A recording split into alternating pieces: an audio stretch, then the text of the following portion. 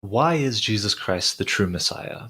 Why are we not Jews? Why do we believe that Jesus Christ really was the Jewish Messiah that we were looking forward to? Well, here are the top few reasons why I think Jesus Christ clearly fulfills the role of the Messiah. So the first is that the Messiah would be from the line of David. We see that in Isaiah 11:1, in 2 Samuel 7:12-13. In Genesis 49, talks about being through the line of Judah. But it follows that line of Abraham, Judah, Jesse, David. It's that line in particular, that seed from which the Jewish Messiah would come. So let me read 2 Samuel 7:12-13 real fast. It says, "When your days are fulfilled and you lie down with your fathers, I will raise up your seed after you who will proceed out of your body, and I will establish his kingdom. He will build a house for my name, and I will establish the throne of his kingdom forever." So this Messiah would be from the seed of David, and his kingdom would last forever. What do we know? Jesus Christ, and we see in the genealogies in Matthew and in Luke that Jesus Christ's mother and Joseph, his adopted father, are from the line of David. So Jesus Christ fulfills that role. Secondly, the Messiah would be born in Bethlehem. We see that in Micah 5:2. Let me read that real fast. It says, "But you, Bethlehem Ephrathah, being small among the clans of Judah, out from you will come forth for me one who's to be ruler in Israel, whose origin is from old, from ancient times." So this isn't just a generic prophecy. This is specifically about this ruler that's going to be born in Bethlehem. It's the Messiah. So it's a very, very clear prophecy about the Messiah being born in Bethlehem. What do you know? Jesus was born in Bethlehem. So that's why we think that Jesus was the true Messiah. Thirdly, the Messiah's kingdom would entail all sorts of healing for the blind and the lame. Let me read Isaiah 35:5-6 real fast. It says, "Then the eyes of the blind will be opened, and the ears of the deaf will be unstopped. Then the lame man will leap like a deer, and the tongue of the mute will sing. For waters will break out in the wilderness, and streams in the desert." So this is talking about the time of the kingdom. And he mentions 4 specific types of healing: the lame man walking, the blind seeing, the deaf hearing, and the mute speaking. And all 4 of those things Jesus did. Jesus performed all 4 of these miracles. So we should be thinking, this guy's bringing in the kingdom. This guy is the Messiah, the one who would bring in the kingdom that would have all of these things in it. So, because Jesus performed all these miracles, it proves that he is really the king and he's really bringing in the kingdom. Fourthly, the Messiah would bring blessing to all nations, not just to Israel. This is the promise that God made to Abraham in Genesis 22:18. He said, "By your seed, all the nations of the earth will be blessed because you have obeyed my voice." So somebody from the seed of Abraham going through David and following that line, following that seed and descendant, would be the Messiah and would be a blessing to all nations. So if the Messiah comes and they're only focused on Israel, they don't bless the nations in any way. They just conquer their enemies and reign in Israel. We would say, wait a second, I thought the Messiah was supposed to be a blessing to all nations. So this is why Jesus Christ is the Messiah, because he was a blessing to all nations through his death and resurrection. He provided life in the age to come. The 5th reason that Jesus Christ is the Messiah is that the Messiah was going to be crucified in a Roman crucifixion way, and they were going to cast lots for his garments. So this prophecy is specifically found in Psalm 22:18. Verses 16-18 read, "For dogs have surrounded me, a company of evildoers have enclosed me. They have pierced my hands and feet. I can count all of my bones. They look, they stare at me. They divide my garments among them. They cast lots for my clothing." And when we go see Jesus' crucifixion in the New Testament, that's exactly what happened. They pierced his hands and his feet. He died by a Roman crucifixion. And not only that, his garments were also cast lots for.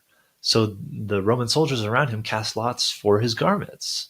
That was fulfilled in Matthew 27:35. So these 2 amazingly clear prophecies were fulfilled by Jesus. The 6th reason why Jesus Christ is the true Messiah is because the Messiah was going to die for the sins of humankind. We see that in Isaiah 53:11-12. Let me read that real fast. It says, "After the anguish of his soul, he will see the light and be satisfied. My righteous servant will make many righteous by the knowledge of himself. He will bear their iniquities. Therefore I will give him a portion with the great, and he will divide the spoil with the strong, because he poured out his soul to death, and he permitted himself to be counted among the transgressors.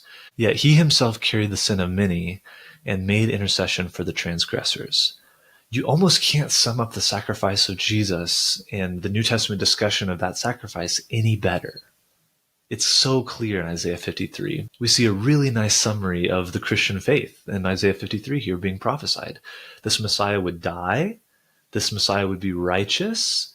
This Messiah would bear the iniquities of humankind. Afterward, it specifically says afterward at the beginning of verse 11 that this Messiah would see the light. So this Messiah would die, but also be resurrected. Another thing is that people would be made righteous through the knowledge of him. This specifically foreshadows the idea of salvation by faith, of knowledge of Christ, that Paul talks about in Ephesians 2, 8 and 9, and Romans 5, 8 and 9 and 10. It's all throughout the New Testament, salvation by faith. But this is all being foreshadowed in Isaiah 53, his death, his resurrection, salvation through the knowledge of him. This is an amazingly clear prophecy in Isaiah 53, and Jesus Christ fulfilled that by being righteous and dying for the sins of mankind. The seventh reason that Jesus is the true Messiah is that the Messiah needed to come during the Second Temple period. Now, this is maybe something that a lot of you have not heard before or seen pointed out, but let's read Daniel 9:25. It says, "Know therefore and discern that from the going forth of the commandment to restore and to build Jerusalem to the Anointed One, the ruler," this is specifically the word Messiah, "will be 7 weeks and 62 weeks. It will be built again." And it's talking there about Jerusalem. But then he says, the Messiah, the Anointed One, will be cut off after that 62 weeks in the next verse. But the whole point is that he says specifically, it will be built again. The temple had only been built once and it had been destroyed. So when Daniel's giving this prophecy and he says it will be built again, that just means for a second time. He doesn't say it will be built for a third time and then the Messiah will be put to death. This is specifically going to happen during the Second Temple period.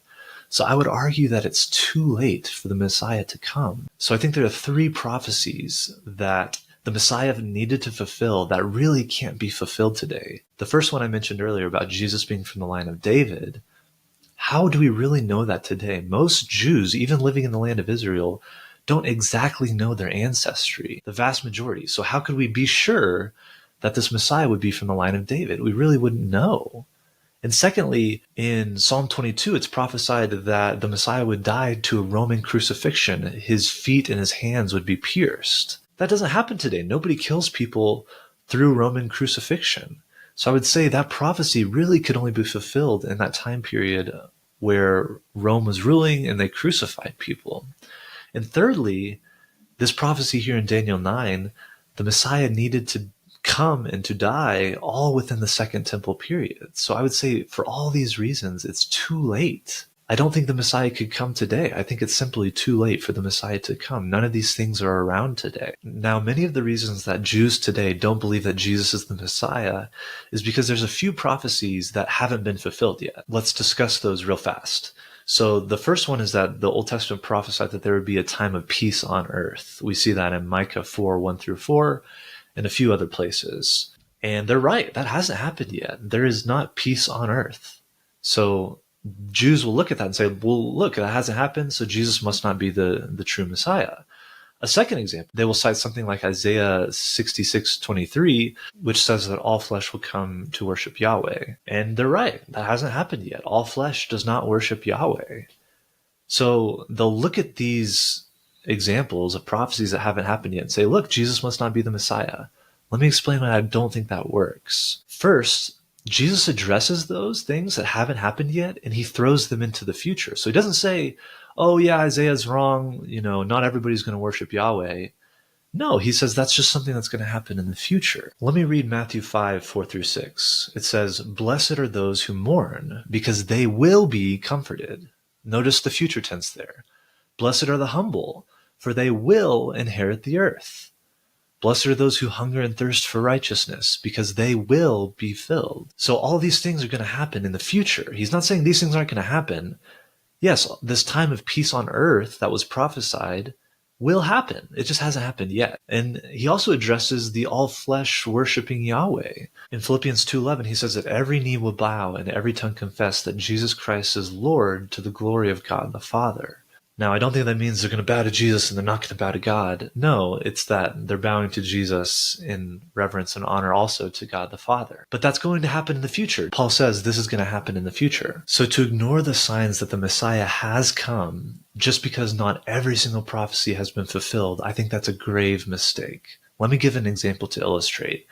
So imagine you're following a GPS to the Pentagon, and it says in 1.3 miles, turn left on Cherry Creek Road, and in 20 miles, turn right on Lincoln Boulevard. And you're following the steps, and you're on step 3 out of 5. And you look at the GPS, and you notice, wow, we're going straight for the Pentagon. This is great. We're following the directions. We're on the right path. It would be a grave mistake to look at that and be like, well, this is the wrong directions. We're not there yet. Well, no, we're just not at the finish line yet. We're not at the goal yet. But the directions are taking you straight towards the Pentagon. So I would say it would be a shame to do the same thing with the Messiah. Just because 80% of the prophecies about Jesus have been fulfilled, but 20% haven't yet. We're not completely yet at the completion and fullness of the kingdom and the restoration of all things he talks about in Acts. Just because we're not there yet, that doesn't mean that Jesus wasn't the true Messiah. I think that's a grave mistake. All of the directions are pointing straight towards the kingdom. All the things that Jesus did point exactly to the Messiah. But yet, just because the fullness of the kingdom hasn't come yet, that doesn't mean that he's not the true Messiah. So I think a Jew should really take that into consideration, that just because all the prophecies haven't been fulfilled, that doesn't mean that you're not on the right path, that Jesus isn't the right and true Messiah. So for all the reasons I mentioned in this video, I think Jesus Christ is the true Messiah, and there will be no one else who will come and be able to fulfill the things that Jesus fulfilled. Thank you so much for listening.